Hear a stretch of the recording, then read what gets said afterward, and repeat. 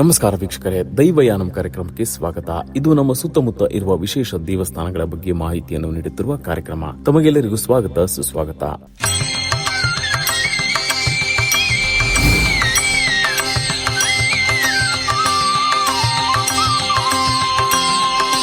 ಅಮ್ಮ ಮೈಯಲ್ಲಿ ಬರೋದು ಆ ಥರ ಯಾವುದು ಇಲ್ಲ ಅವಂತವ್ರಿಗೆ ಎಮೋಷನ್ ಬಂದಾಗೆ ಸ್ವಲ್ಪ ತೀರ್ಥ ಹಾಕ್ಬಿಡ್ತೀವಿ ಅಷ್ಟೇ, ನಾವು ಇನ್ನೇನು ಮಾಡಲ್ಲ. ಒಂದು 10 ದಿನದಲ್ಲೇ ಅವ್ರದ್ದು ಏನ್ ಕೆಲಸ ಆಗುತ್ತೋ ಅದೆಲ್ಲ ಆಗ್ಬಿಡುತ್ತೆ. ತುಂಬಾ ಸತ್ಯ ಇದೆ ಅಮ್ಮ. ಏನ್ ಬೇಡ್ಕೊಂತೀವೋ ಆ ಕೆಲ್ಸಗಳೆಲ್ಲ ಆಗ್ತಾ ಇದೆ. ಕಷ್ಟ ಆಗ್ಲಿ ಸುಖ ಆಗ್ಲಿ ಎಲ್ಲಾನು ಅಮ್ಮ ಅಮ್ಮ ಅಮ್ಮ ಅನ್ಕೊಂಡೆ ನಾವು ಸೇವೆ ಮಾಡ್ತಾ ಇದ್ದೀನಿ. ಇಂದಿನ ಸಂಚಿಕೆಯಲ್ಲಿ ಬೆಂಗಳೂರಿನ ಸಿ.ವಿ. ರಾಮನ್ ನಗರದಲ್ಲಿರುವ ದೇವಿ ಆಲಯದ ಬಗ್ಗೆ ತಿಳಿಸಲಿದ್ದೇವೆ. ಈ ದೇವಸ್ಥಾನದಲ್ಲಿನ ಶಕ್ತಿ ಏನು, ಯಾವುದಕ್ಕೆ ಪ್ರಸಿದ್ಧ, ಅಮ್ಮನವರ ದೇವಸ್ಥಾನದಲ್ಲಿ ನಡೆಯುವ ಪವಾಡಗಳೇನು, ಇಲ್ಲಿನ ರಹಸ್ಯಗಳೇನು, ಇಲ್ಲಿನ ನಿಗೂಢಗಳೇನು ಎಂಬುದನ್ನು ತಿಳಿಯೋಣ. ಅಮ್ಮನವರ ದೇವಸ್ಥಾನಕ್ಕೆ ಮಹಿಳೆಯರು ಬರುವುದೇ ಹೆಚ್ಚು. ತಮ್ಮೆಲ್ಲ ಕಷ್ಟಗಳು, ತಮ್ಮ ಕುಟುಂಬದ ಸಮಸ್ಯೆಗಳು, ತಮ್ಮ ಸುತ್ತಮುತ್ತಲಿನ ಮತ್ತು ಮುಖ್ಯವಾಗಿ ಸಂಸಾರ, ಪ್ರೀತಿ, ಮಕ್ಕಳ ಕ್ಷೇಮ, ಆರೋಗ್ಯಕ್ಕಾಗಿ ವ್ರತಗಳನ್ನು ಮಾಡುತ್ತಲೇ ಇರುತ್ತಾರೆ. ಹೀಗೆ ಅಮ್ಮನವರನ್ನು ಹೆಚ್ಚು ನಂಬುತ್ತಾರೆ. ಹೀಗೆ ನಂಬುವ ಒಂದು ಮುಖ್ಯ ದೇವಸ್ಥಾನವನ್ನು ಇಂದು ನಾವು ನಿಮಗೆ ತೋರಿಸಲಿದ್ದೇವೆ, ಬನ್ನಿ.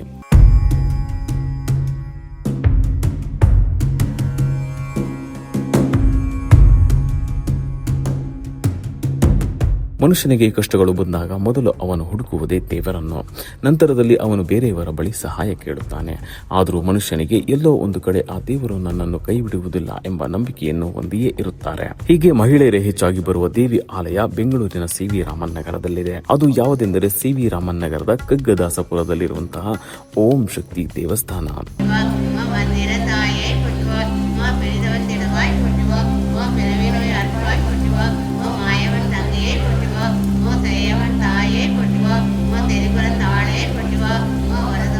ಹೌದು ವೀಕ್ಷಕರೇ, ಕಗ್ಗದಾಸಪುರದಲ್ಲಿರುವ ಓಂ ಶಕ್ತಿ ದೇವಸ್ಥಾನ ಕರ್ನಾಟಕದ ಮೊದಲನೆಯ ಶಕ್ತಿಪೀಠ ಎಂದು ಹೇಳಲಾಗುತ್ತಿದೆ ಮತ್ತು ಮೇಲ್ಬರುವತ್ತೂರಿನ ಶ್ರೀ ಅಮ್ಮನವರೇ ತಮ್ಮ ಕೈಗಳಿಂದ ಕುಂಭಾಭಿಷೇಕ ಮಾಡಿದ ಮೊದಲನೆಯ ಕರ್ನಾಟಕದ ಶಕ್ತಿ ಪೀಠವಾಗಿದೆಯಂತೆ. ಇದು ಸುಮಾರು 24 ವರ್ಷದ ಹಳೆಯ ದೇವಸ್ಥಾನವಾಗಿದ್ದು, ಪ್ರತಿನಿತ್ಯವೂ ಅಮ್ಮನವರಿಗೆ ಬೆಳಗ್ಗೆ 4 ಗಂಟೆಯಿಂದಲೇ ಪೂಜಾ ಕೈಂಕರ್ಯಗಳು ಪ್ರಾರಂಭವಾಗಿ ರಾತ್ರಿ 8 ಗಂಟೆಯವರೆಗೆ ಅಮ್ಮನವರ ದರ್ಶನಕ್ಕೆ ಭಕ್ತಾದಿಗಳು ಬರುತ್ತಲೇ ಇರುತ್ತಾರೆ. ಇಲ್ಲಿನ ವಿಶೇಷ ಏನು ಅಂದರೆ, ಇಲ್ಲಿಗೆ ಬರುವ ಭಕ್ತಾದಿಗಳು ಸ್ವತಃ ಅಮ್ಮನವರಿಗೆ ಗರ್ಭಗುಡಿಯನ್ನು ಪ್ರವೇಶಿಸಿ ಅಭಿಷೇಕ ಹಾಗೂ ಕುಂಕುಮಾರ್ಚನೆ ಮಾಡಬಹುದಾಗಿದೆ. ಈ ಆಚರಣೆ ಬಹುಶಃ ಎಲ್ಲೂ ಇಲ್ಲದ ಒಂದು ಸಮಾನತೆಯನ್ನು ಎತ್ತಿ ಹಿಡಿಯುವ ಒಂದು ಕಾರ್ಯವಾಗಿದೆ. ಇದರಿಂದ ಅಮ್ಮನವರ ಕೃಪಾ ಕಟಾಕ್ಷಕ್ಕೆ ಪಾತ್ರರಾಗಬಹುದು. ಅಮ್ಮನವರ ಆಶೀರ್ವಾದವೂ ದೊರೆಯುತ್ತದೆ.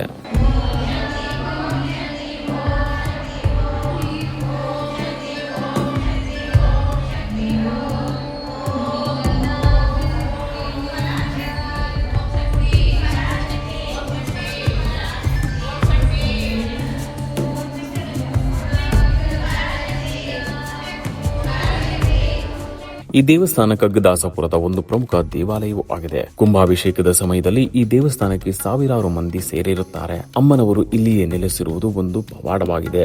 ಇದು ಸಾಮಾನ್ಯ ದೇವಸ್ಥಾನವಲ್ಲ, ಕರ್ನಾಟಕದ ಮೊದಲ ಓಂ ಶಕ್ತಿ ಪೀಠ ಎಂದು ಹೇಳಲಾಗುತ್ತದೆ. ಈ ದೇವಸ್ಥಾನದಲ್ಲಿ ಅಮ್ಮನವರ ಶಕ್ತಿ ಕೇಂದ್ರೀಕೃತವಾಗಿದೆಯಂತೆ. ಪ್ರತಿ ಶುಕ್ರವಾರ ಇಲ್ಲಿಗೆ ನೂರಾರು ಸಂಖ್ಯೆಯಲ್ಲಿ ಭಕ್ತರು ಬರುತ್ತಾರೆ.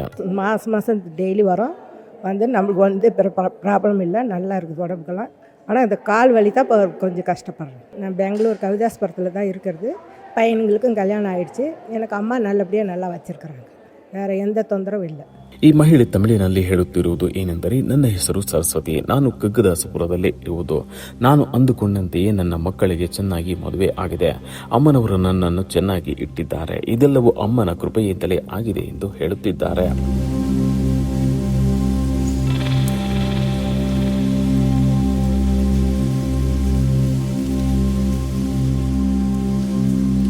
ಇನ್ನು ಇದೇ ದೇವಸ್ಥಾನಕ್ಕೆ ಕಳೆದ 30 ವರ್ಷಗಳಿಂದ ಬರುತ್ತಿರುವ ಮಹಿಳೆ ತಮ್ಮ ಅನುಭವವನ್ನು ಹಂಚಿಕೊಂಡಿದ್ದಾರೆ. ಸುಮಾರು 30 ವರ್ಷದಿಂದನೂ ನಾವು ಇಲ್ಲಿ ಸೇವೆ ಮಾಡ್ತಾ ಇದ್ದೀವಿ. ಅಮ್ಮನ ಹತ್ರ ತುಂಬ ಸತ್ಯ ಇದೆ, ತುಂಬ ಚೆನ್ನಾಗಿ ನಡೆಯುತ್ತೆ. ವರ್ಷ ಕುಂಭಾಭಿಷೇಕ, ಹಾಲಾಭಿಷೇಕ, ಗಂಜಿ ಪೂಜೆ ಅಂತ ಒಂದು 3-4 ಪ್ರೋಗ್ರಾಮ್ ಮಾಡಿಸಿ ಊರವ್ರಿಗೆಲ್ಲ ಊಟ ಹಾಕ್ತಾರೆ. ಎಲ್ಲ ಪ್ರೋಗ್ರಾಮು ನಡೆಯುತ್ತೆ ಇಲ್ಲಿ. ದೇವಸ್ಥಾನದ ಬಗ್ಗೆ ಮಾಹಿತಿಯನ್ನೆಲ್ಲ ನೀಡಿದ ಬಳಿಕ ತಮ್ಮ ಪ್ರಶ್ನೆಗೆ ಉತ್ತರಿಸಿದರು. ಇಲ್ಲಿ ಮೈಮೇಲೆ ದೇವರು ಬರುತ್ತಾರಾ ಎಂದು ಕೇಳಿದ ತಕ್ಷಣ ಪ್ರಬುದ್ಧವಾಗಿ ಉತ್ತರ ನೀಡಿದರು. ಅದು ನಮಗೆ ಸರಿ ಕೂಡ ಎನಿಸಿತು. ಆ ಥರ ಬಂದರೆ ಅವ್ರಿಗೇನೋ ಒಂಥರ ಎಮೋಷನ್ ಆಗಿರುತ್ತೆ, ಆ ಥರ ಮಾಡ್ತಾರೆ. ಅಮ್ಮ ಮೈಯಲ್ಲಿ ಬರೋದು ಆ ಥರ ಯಾವುದೂ ಇಲ್ಲ ಇಲ್ಲಿ. ಅವಂಥವ್ರಿಗೆ ಎಮೋಷನ್ ಬಂದಾಗೆ ಸ್ವಲ್ಪ ತೀರ್ಥ ಹಾಕ್ಬಿಡ್ತೀವಿ ಅಷ್ಟೇ, ನಾವು ಇನ್ನೇನು ಮಾಡಲ್ಲ. ವರ್ಷ ವಾರ್ಷಿಕೋತ್ಸವ ಮಾಡ್ತಾರೆ, ಮಾಲೆ ಹಾಕ್ತಾರೆ, ವಾರನೂ ಡೈಲಿ ಪೂಜೆಗಳು ನಡೆಯುತ್ತೆ, ಚೆನ್ನಾಗಿ ನಡೆಯುತ್ತೆ. 30 ವರ್ಷದಿಂದ ಒಂದೇ ಸಮ ಚೆನ್ನಾಗಿ ಮಾಡ್ತಾ ಇದ್ದಾರೆ. ಎಲ್ಲರಿಗೂ ಒಳ್ಳೆಯದಾಗಿದೆ. ಅಮ್ಮ ಒಳ್ಳೇದು ಮಾಡಿದ್ದಾಳೆ, ಚೆನ್ನಾಗಿದೆ. ಅಮ್ಮನವರ ಪ್ರತಿಷ್ಠಾಪನೆ ಬಗ್ಗೆ ಹಾಗೂ ಈ ಊರಿನಲ್ಲಿ ಓಂ ಶಕ್ತಿ ಅಮ್ಮನವರು ನೆಲೆಸಲು ಸೂಚಿಸಿದಾಗ ಊರಲ್ಲಿ ಹಬ್ಬದ ವಾತಾವರಣವೇ ನಿರ್ಮಾಣವಾಗಿತ್ತಂತೆ. ಜಲ, ನವಧಾನ್ಯಗಳು, ಹೂವುಗಳಲ್ಲಿ ಅಮ್ಮನವರನ್ನು ಇಟ್ಟು ಊರ ತಮ್ಮೆಲ್ಲ ಮೆರವಣಿಗೆ ಮಾಡಿ ನಂತರದಲ್ಲಿಯೇ ಇಲ್ಲಿ ಪ್ರತಿಷ್ಠಾಪಿಸಿದ್ದಾರಂತೆ. ಅಮ್ಮನವರು ಕೂಡ ಸಂತೃಪ್ತಿಯಿಂದಲೇ ಈ ಜಾಗದಲ್ಲಿದ್ದು ಭಕ್ತರ ಕಷ್ಟಗಳನ್ನು ಪರಿಹರಿಸುತ್ತಿದ್ದಾರಂತೆ. ತಾಯಿ ಓಂ ಶಕ್ತಿ ಎಲ್ಲರಿಗೂ ಆಶೀರ್ವಾದ ಮತ್ತು ಎಲ್ಲವನ್ನೂ ನೀಡುತ್ತಿದ್ದಾರೆ. 27 ವರ್ಷ ಆಯಿತು ಅಮ್ಮನ ಪ್ರತಿಷ್ಠಾಪನೆ ಮಾಡಿ. ಅಮ್ಮನ ಬಂದು ಫೋಟೋ ಎಲ್ಲ ತಂದು ಅಮ್ಮನ ಬಂದು 30 ವರ್ಷ ಮೇಲೆ ಆಗಿದೆ. ನೀರಲ್ಲಿ, ನವಧಾನ್ಯಲ್ಲಿ ಮತ್ತು ಹೂಗಳಲ್ಲಿ ಎಲ್ಲ ಅಮ್ಮನ ಇಟ್ಟು ಎಲ್ಲ ಇದು ಮಾಡಿ, ಮತ್ತು ಊರಿಗೆ ಹೋಗಿ ಮನೆಯಲ್ಲಿ ಅರ್ಚನೆ ಮಾಡಿ ಅಭಿಷೇಕ ಮಾಡಿ ಅಮ್ಮನಿಗೆ ತುಂಬ ಇದು ಮಾಡಿದ್ದಾರೆ. ತುಂಬ ಸತ್ಯ ಇದೆ ಅಮ್ಮ. ಏನು ಬೇಡ್ಕೊತೀವೋ ಆ ಕೆಲಸಗಳೆಲ್ಲ ಆಗ್ತಾಯಿದೆ. ತುಂಬ ಚೆನ್ನಾಗಿದೆ ನಮ್ಮ ದೇವಸ್ಥಾನ. ಇದೇ ಮಹಿಳೆ ಹಲವು ವರ್ಷಗಳಿಂದ ದೇವಸ್ಥಾನದಲ್ಲೇ ಇದ್ದು ಕೆಲಸ ಕಾರ್ಯಗಳನ್ನು ಮಾಡುತ್ತಿರುವವರು. ಅನೇಕ ರೀತಿಯ ಭಕ್ತರನ್ನು ನೋಡಿದ್ದಾರೆ. ಇವರಲ್ಲಿ ಕೆಲವರು ಮದುವೆ, ಮಕ್ಕಳು, ಆರೋಗ್ಯ ಏನೇ ಕೇಳಿದರೂ ಕೊಡುತ್ತಾರಂತೆ ಆ ತಾಯಿಯೇ. ಹೀಗೆ ಬಂದು ಅಮ್ಮನವರ ಆಶೀರ್ವಾದ ಪಡೆದವರು ಸಾಕಷ್ಟು ಸಂಖ್ಯೆಯಲ್ಲಿದ್ದಾರಂತೆ. ಮಕ್ಕಳಿಲ್ದವ್ರಿಗೆ ಮಕ್ಕಳಾಗಿದೆ, ಮದುವೆ ಆಗದಿದ್ದವ್ರಿಗೆ ಮದುವೆ ಆಗಿದೆ, ಕಾಯಿಲೆ ಏನು ರೋಗ ರುಜಾನುಗಳಿದೆಯೋ ಅವೆಲ್ಲ ಅಮ್ಮನ ನೆನೆಸ್ಕೊಂಡು ನಾವು ಇದು ಮಾಡ್ರೆ ಎಲ್ಲನೂ ಆಗ್ತಾಯಿದೆ. ಚೌಟ್ರಿನೇ ಆಗಿರ್ಬೋದು, ದೇವಸ್ಥಾನ ಆಗಿರೋದು. ಅಶ್ವತ್ಥಮ್ಮ ಅವ್ರು ಕಾಲವಾಗ್ಬಿಟ್ರು. ಮತ್ತು ಅಕ್ಕ ಅವರು ಕಮಲಕ್ಕ ಅವ್ರು ಬಂದು ಎಲ್ಲ ಇಂಪ್ರೂವ್ಮೆಂಟ್ ಮಾಡ್ತಾ ಇದ್ದಾರೆ. ಚೆನ್ನಾಗಿ ನಡ್ಕೊಂಡು ಹೋಗ್ತಾ ಇದೆ ದೇವಸ್ಥಾನ. ಇದೆಲ್ಲ ಒಂದು ಕಡೆಯಾದರೆ ಹುಟ್ಟಿನಿಂದಲೇ ಪೋಲಿಯೋ ಇರುವ ವ್ಯಕ್ತಿಯೊಬ್ಬರು ಸುಮಾರು ವರ್ಷಗಳಿಂದ ಇಲ್ಲಿಗೆ ಬರುತ್ತಿದ್ದಾರೆ. ಒಮ್ಮೆಗೆ ಈತನನ್ನು ನೋಡಿ ಮನಸ್ಸಿಗೆ ಬೇಸರವಾಯಿತು. ಕೈಕಾಲು ಸರಿ ಇದ್ದವರೇ ದೇವಸ್ಥಾನಕ್ಕೆ ಹೋಗುವುದು ಕಷ್ಟ.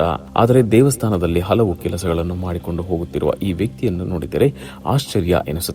ಯಾಕೆಂದರೆ ಒಬ್ಬ ಮನುಷ್ಯನಿಗೆ ಕೈಕಾಲು ಇರುವವರು ಸಹ ಅಷ್ಟು ಕೆಲಸಗಳನ್ನು ಮಾಡುವುದಿಲ್ಲ. ದೇವಸ್ಥಾನದಲ್ಲಿ ಅದೆಷ್ಟೋ ಕೆಲಸ ಮಾಡಿದರೂ ಎಲ್ಲವೂ ಅಮ್ಮನಿಂದಲೇ ಎನ್ನುತ್ತಿದ್ದಾರೆ ಈ ವ್ಯಕ್ತಿ. ಕಷ್ಟ ಆಗಲಿ ಸುಖ ಆಗಲಿ ಎಲ್ಲನೂ ಅಮ್ಮ ಅಮ್ಮ ಅಮ್ಮ ಅಂದ್ಕೊಂಡೆ ನಾವು ಸೇವೆ ಮಾಡ್ತಾ ಇದ್ದೀನಿ. ಬೆಳಗ್ಗೆ 7 ಬರ್ತೀವಿ, 1 ಗಂಟೆ 1:30 ಗಂಟೆ ಹೋಗ್ತೀವಿ. ಸಾಯಂಕಾಲ 5:30 ಬರ್ತೀವಿ, 8 ಗಂಟೆಗಂತ ಅಮ್ಮ ಸೇವೆ ಏನಿದೆಯೋ ಸೇವೆ ಮಾಡಿಕೊಂಡು ಹೋಗ್ತಾಯಿದ್ದೀನಿ. 30 ವರ್ಷದಿಂದ ಹೋಗ್ತಾನೆ. ಅಮ್ಮ ಚೆನ್ನಾಗಿ ಆರೋಗ್ಯ ಚೆನ್ನಾಗಿ ಇಟ್ಟಿದ್ದಾಳೆ. ದೇವಸ್ಥಾನದಲ್ಲಿ ಕಸ ಗುಡಿಸೋದು, ಸಾಮಾನು ತೊಳೆಯೋದು, ಪಾತ್ರೆ ಇರೋದು, ಅಡುಗೆ ಮನೆಯಲ್ಲಿ ಎಲ್ಲ ಕ್ಲೀನ್ ಮಾಡ್ತೀನಿ. ಮಂತ್ರ ಅರ್ಚನೆ ಮಾಡಿಸ್ತೀನಿ, ಮಂತ್ರ ಓದ್ತೀನಿ, ಗುರು ಪೂಜೆ ಮಾಡ್ತೀವಿ. 2800 ಮಂತ್ರ ಓದ್ತೀವಿ. ಅಮ್ಮ ಸೇವೆ ಏನಿದೆಯೋ ಅದೆಲ್ಲ ಮಾಡ್ತಾ ಇದ್ದೀನಿ. ಅಮ್ಮನವರಿಂದ ಒಳ್ಳೆಯದನ್ನು ಪಡೆದುಕೊಂಡವರು ಇವರಷ್ಟೇ ಅಲ್ಲ, ಇಲ್ಲಿಗೆ ಈ ಹಿಂದೆ ದೂರದ ಊರುಗಳಿಂದಲೂ ಬಂದು ದರ್ಶನ ಪಡೆದು ಆಶೀರ್ವಾದ ಪಡೆದು ಅಮ್ಮನವರ ಸೇವೆ ಮಾಡಿ ಹೋಗುತ್ತಿದ್ದರಂತೆ. ಇಲ್ಲಿಗೆ ಬಂದರೆ ಸಿಗುವ ನೆಮ್ಮದಿ ಬೇರೆಲ್ಲೂ ಸಿಗುವುದಿಲ್ಲ ಎಂದು ಹಲವರು ಹೇಳುತ್ತಾರೆ. ನಮಗೂ ಅದು ಕೂಡ ನಿಜ ಎನಿಸಿತು. ಇನ್ನು ಈ ಭಾಗದಲ್ಲಿ ಬೇರೆ ಬೇರೆ ಭಾಷೆಯವರು ಕೂಡ ಇದ್ದಾರೆ.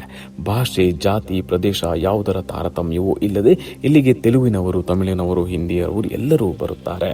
ದೇವಸ್ಥಾನದಲ್ಲಿ ತೆಲುಗಿನವರು ಒಬ್ಬ ಭಕ್ತರನ್ನು ಮಾತನಾಡಿಸಿದೆವು. ಅವರು ಈ ಹಿಂದೆ ತಮಗೆ ಆಗಿದ್ದೆಲ್ಲವನ್ನು ಹೇಳಿ ಈ ಬಾರಿ ಆ ದೇವಿಗೆ ರಾಹುಕಾಲದಲ್ಲಿ ನಿಂಬೆಹಣ್ಣಿನ ದೀಪ ಮಾಡಿ ಅರ್ಪಿಸಲು ಹೊರಡುತ್ತಿದ್ದರು. ಆಗ ನಾವು ಇದೆಲ್ಲ ಯಾಕೆ, ಏನು ಎಂಬುದನ್ನು ಕೇಳಿದೆವು.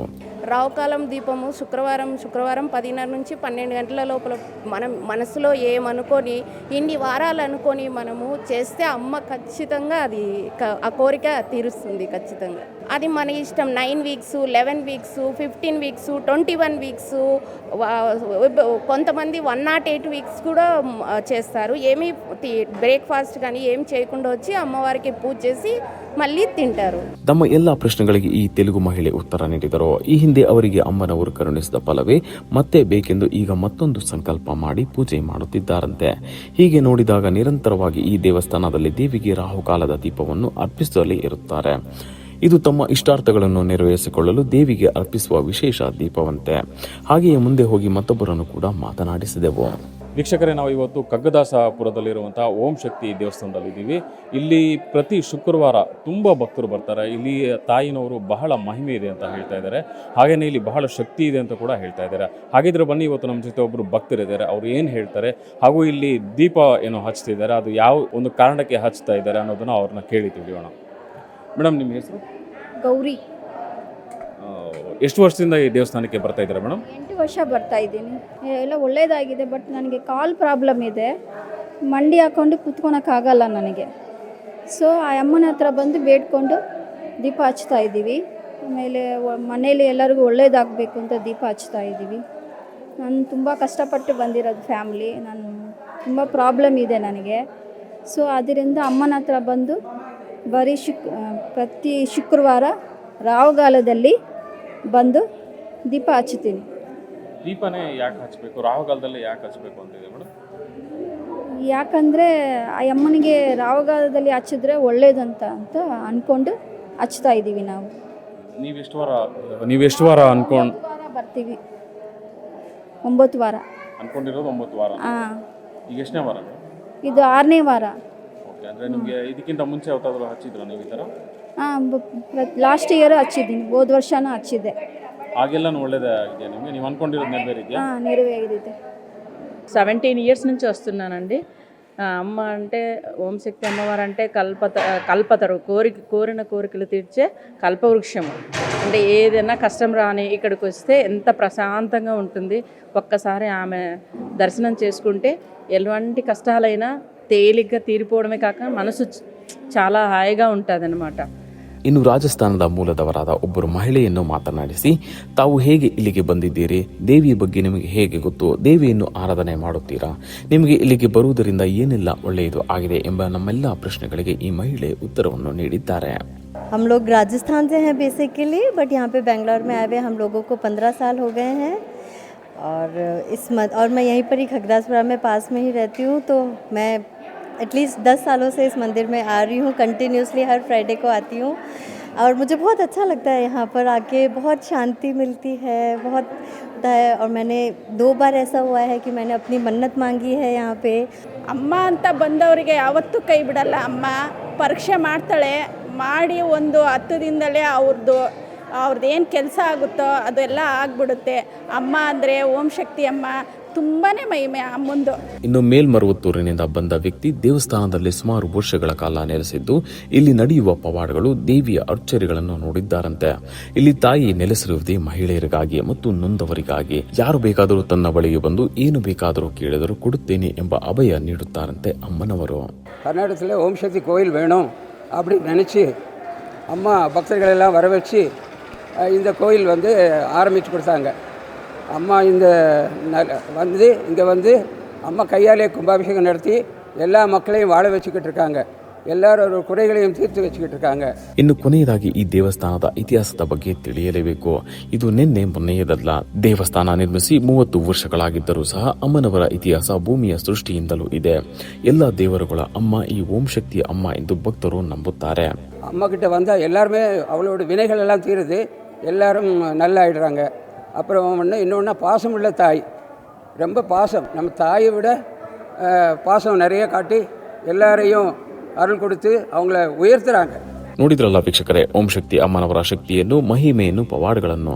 ನೀವು ಸಹ ಕಗ್ಗದಾಸಪುರದಲ್ಲಿರುವಂತಹ ಓಂ ಶಕ್ತಿ ದೇವಸ್ಥಾನಕ್ಕೆ ಹೋಗಿ ಅಮ್ಮನ ಅನುಗ್ರಹವನ್ನು ಪಡೆಯಿರಿ. ಇದೇ ರೀತಿ ನಿಮ್ಮ ಊರು ಗ್ರಾಮಗಳಲ್ಲಿ ವಿಶೇಷ ಮಹಿಮಾನ್ವಿತ ದೇವಸ್ಥಾನಗಳು ಇದ್ದರೆ ನಮ್ಮನ್ನು ಸಂಪರ್ಕಿಸಿ, ನಾವು ಅದನ್ನು ಚಿತ್ರೀಕರಿಸಿ ಪ್ರಸಾರ ಮಾಡುತ್ತೇವೆ. ಮೊಬೈಲ್ ಸಂಖ್ಯೆ 7413 7255.